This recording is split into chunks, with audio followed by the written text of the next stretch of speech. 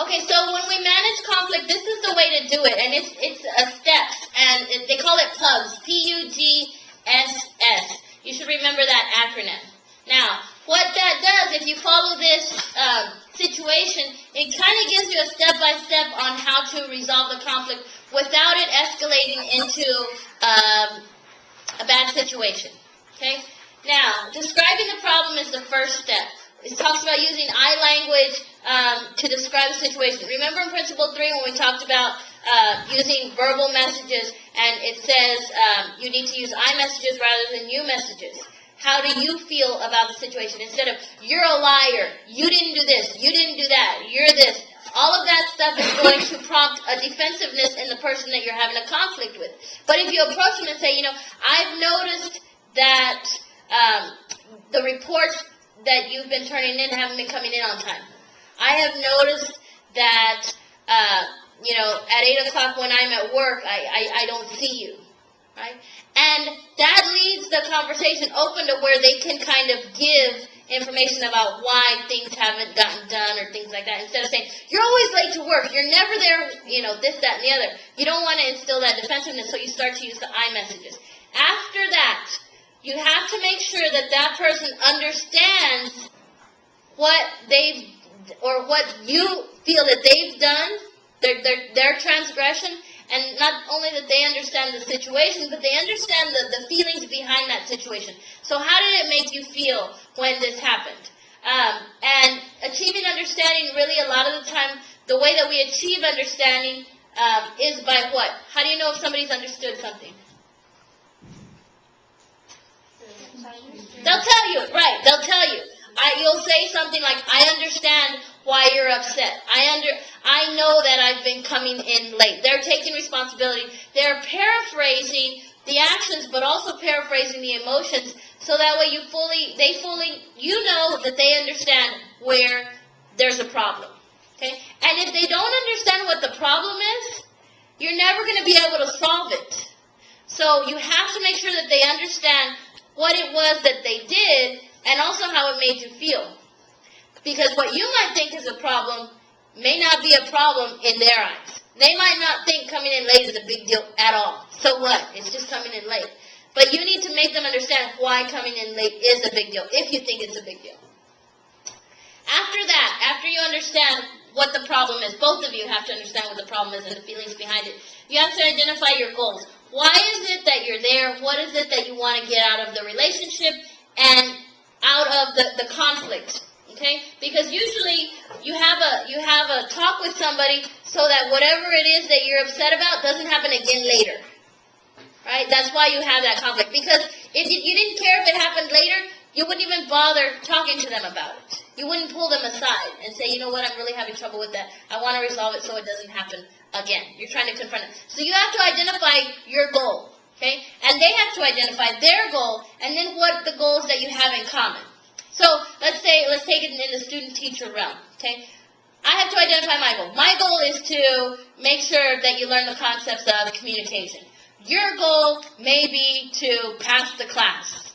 Okay? So there is a common goal in there, but we still do have some problems, because what you might think of passing, maybe for me, is like, well, I think an A is good, not a C or a D. So therefore, our goals are a little bit different. But in reality, the goal is still for you to learn something, right? So you have to identify where the goals are similar and where they're different, and then you can propose solutions that are going to try to meet those goals as best as you can. And that's when we get to that brainstorm solutions. This is where you try to get any kind of recommendations that you think will solve the problem. That doesn't mean, I think we should do this. No, it won't work. Well, then I think we should do this. No, it won't work. You just brainstorm solutions. You throw out as many possibilities as you can think of, right? After you've thrown out all of those solutions, then you choose the best solution. Why? Why do you want to hold your evaluation of the solutions until after they've all been given? So you can see your options. Yes. And also because if you give an option to somebody, that's stupid. No. How forthcoming are you going to be to give another option? Because you've already shot them down, right? If everybody can give their ideas, nobody is going to feel constricted and nobody's going to feel like they're being attacked. Put them all out there. Maybe say, okay, well, let's come up with 5. And then after that, we'll identify which ones work for us or which ones don't. We can't just eliminate them one right after the other because it's going to hamper our ability to be creative. So come up with as many ideas as you can, and once you feel like that's enough possibilities to look at, then you select the best one based on the criteria of the goals. Okay? Because if your goal, let's say in class, my goal is for you to learn something and your goal is to pass, and so I create certain, assignments, extra credit, this, that, and the other. We have to decide which ones we're going to do, which ones we're not going to do, so that they can meet both of our needs, right? Enough for me to ensure that you've learned, but you to ensure that you pass the class. Because there's plenty of people that learn about communication and still fail the class. So how is that beneficial?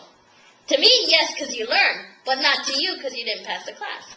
But then there's people that pass the class, and they didn't learn one single thing about communication. Still, doesn't meet my goal, it might meet their goal. So how can you get to a solution that's going to meet both of their goals? And that's what the whole conflict resolution is for. Okay, I can keep going. Sorry. Okay, so now the way that we manage them is different ways. Remember we talked about compromise, competing, collaborate, all of those kinds of things? Well, depending on how you manage that goal and how well you use the PUD system is whether or not any of these negotiation strategies are going to work. Okay? Now, you have the win-win solution. That is where you want both of you to get something out of it, and that's what do you think you're going to do? Avoid, accommodate, collaborate, compromise, or compete. If you want a win-win. You're going to collaborate, right? Because you want to make sure you get everything you want and they get everything they want. Is this possible 100% of the time? No, usually not, because there's too much or there's not enough of something. How can you get everything done if there's not enough time in class? If I want you to know everything about communication, we'd be spending way more than 3 hours a week about that. But you don't have the time and I don't have the time. So the win-win situation might not work for us. What about the win-lose situation, where one person gets what they want even at the expense of the other? Which one is that one? Compete, collaborate, compromise, avoid, or accommodate? Compete, right? And so in this respect, somebody's going to be the loser. And it doesn't necessarily feel good to be the loser. Some battles are worth losing so that you can win the war. Right? So again, going back to the context, what's the most important thing to do? Sometimes when you get in trouble, you knew you were in the wrong, okay, well, you take the repercussions of it because you knew you were doing wrong. Then you have the lose-win. This is where you give in to the other person and just let them win. Which one of those ways to handle conflict? Accommodate, right? So you give in, so the other person can be happy. Sometimes we know we're never going to win, so it's not worth fighting for. So we might choose to accommodate. No matter what, your boss is always going to be your boss. So it may not be worth it to fight with them every single day because it's only going to be to your detriment. But the important things you might want to stick up for yourself with. How about the lose-lose? Both people don't get what they want. Which style of conflict? Avoid, right? People that avoid conflict, they don't solve their problems and the other person doesn't solve their problems. They just avoid it altogether. It doesn't get handled and it's not productive at all. And guess what? Those problems are going to continue to happen over and over again because you haven't dealt with them. And then there's the win. There's the win, right? So only thinking is about what one party wants. If I only want to win and whatever happens, it doesn't matter as long as I win. If I win and you win, great. And if I win and you lose, that's okay too, so long as I win. And then the last one, win or no deal, where both parties agree that the only acceptable solution is the win-win. This is more the collaborators, right? And it's like an all or nothing. Either we all go or we all stay home, right? That's the kind of thinking between that and how do you negotiate strategies. Everybody has a different type of way to negotiate strategies depending on the level of the relationship, how much you care about them, and then the actual problem, is it even worth having that conflict for, okay?